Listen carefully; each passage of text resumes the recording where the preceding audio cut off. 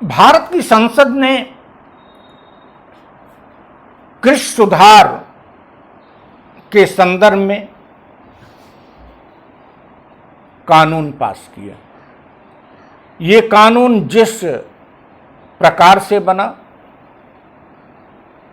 और जिस रूप में बना, उन बातों को लेकर पूरा देश उद्वेलित है। कृषि के क्षेत्र में सुधार समय की मांग है और कृषि के क्षेत्र में सुधार अपेक्षित है। खास करके आर्थिक उदारीकरण के दौर में 2000 के बाद से ही लगातार कृषि में सुधार की मांग होती रही है और कृषि में सुधार की आवश्यकता महसूस की जाती रही है और कुछ सुधार किए भी गए। उसी क्रम में वर्तमान सरकार ने भी कुछ सुधार करने की बात कही। अगर ये सुधार है तो सरकार ने संसद के विभिन्न दलों को विश्वास में क्यों नहीं लिया? जनता को क्यों नहीं लिया विश्वास में? निसंदेह सुधार की बात प्रधानमंत्री करते हैं और सुधार का ये क्रम है, लेकिन वो क्या कारण है कि आप संसद को विश्वास में नहीं ले सके?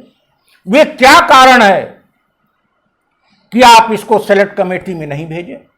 वे क्या कारण है कि पहले मनमोहन सिंह के समय में जिस चीज का आप विरोध करते थे उसको आपने पारित किया? वे क्या कारण है कि संसद के नियमों को ताक में रखा? वे क्या कारण है एक समाजवादी पृष्ठभूमि के स्वच्छ छवि के राज्यसभा के सभापति उपसभापति की छवि को आपने धूमिल करवाया और वे प्रायश्चित कर रहे हैं? क्या नरेंद्र मोदी की सरकार सज्जन लोगों को भी इस ढंग से गलत काम करने पर बाध्य कर रही है? हमको तो लगता है सुप्रीम कोर्ट में भी ऐसा ही हो रहा है। क्या वहां भी अच्छे अच्छे जज हैं, उनकी छवि को ये धूमिल कर रहे हैं? क्या चीफ जस्टिस को राज्यसभा का सदस्य बना लिया, छवि तो धूमिल कर ही दिया। हरिवंश जी की छवि को धूमिल किया गया। इनके मंत्री जाके उनके कान में क्या कहे कि फॉर द टाइम बीइंग उन्होंने डिवीजन को नकारते हुए ध्वनिमत से पारित करा दिया। प्रश्न उठता है कि विरोध क्यों कर रहे हैं?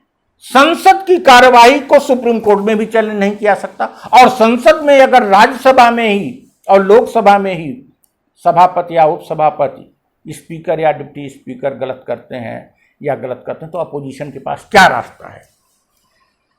अपोजिशन के सदस्य नियम दिखा रहे हैं और आप नियम नहीं मान रहे हैं। संसद द्वारा बनाए गए नियम पर ही तो संसद चलेगी, तो कॉपी फाड़ेंगे नहीं तो उनके पास रास्ता क्या है? सुप्रीम कोर्ट तो जा नहीं सकती। आप लोगों को बता रहे हैं कि अपोजिशन इनडिसिप्लिन करता है। क्या करे अपोजिशन? संसद में ही अगर आप गुंडई करोगे तो क्या करे? इसलिए अगर शासन ने उपसभापति से गलती हुई तो उस गलती के निराकरण का एकमात्र रास्ता था कि नियम दिखाना और नियम की कॉपी फाड़ना, और ऐसा ही किया गया। तभी उपसभापति ने प्रायश्चित किया। दूसरी बात आती है, यह बिल पर क्यों आप विश्वास नहीं ले सके? क्या यह टाइम मैच्योर है कि बिना एमएसपी सुनिश्चित किए आप उद्योगपतियों के हाथ में कृषि को दे दें? क्या भारत में किसानों की स्थिति ऐसी हो चुकी है कि इसको खुले बाजार को सौंप दिया जाए? क्या खुले बाजार को सौंपने पर उनका शोषण नहीं होगा? आप केवल एक काम कर देते, एमएसपी को उस कानून में प्रावधान कर देते, जो प्रधानमंत्री बाद में चिल्लाना शुरू किए, एमएसपी रहेगी, व्हाई नॉट इन लॉ? आज अमेंड कर दो। आज जो बात आप कह रहे हो वही अमेंडमेंट ला दो उस कानून में, राष्ट्रपति के पास से वापस अभी ला के, राष्ट्रपति के पास ना भेज के वो अमेंडमेंट उसमें जोड़ दो कि एमएसपी से नीचे कोई उद्योगपति नहीं खरीदेगा। क्या जैसे पेट्रोल को आप बाद में बाजार पर छोड़ दिया, रेलवे को आप देते चले जा रहे हैं बिना परवाह किए गरीबों की, कि उनके पैसेंजर ट्रेन से वो कैसे चलेंगे, उनको क्या किराया मिलेगा, प्लेटफार्म टिकट आप बढ़ाते जा रहे हैं। आप क्या बाजार पर छोड़ दोगे किसान के भविष्य को? क्या सार्वजनिक क्षेत्र समाप्त हो चुका? क्या सोशलिज्म और डेमोक्रेसी भारत से समाप्त हो गई? सोशलिज्म समाप्त हो गई?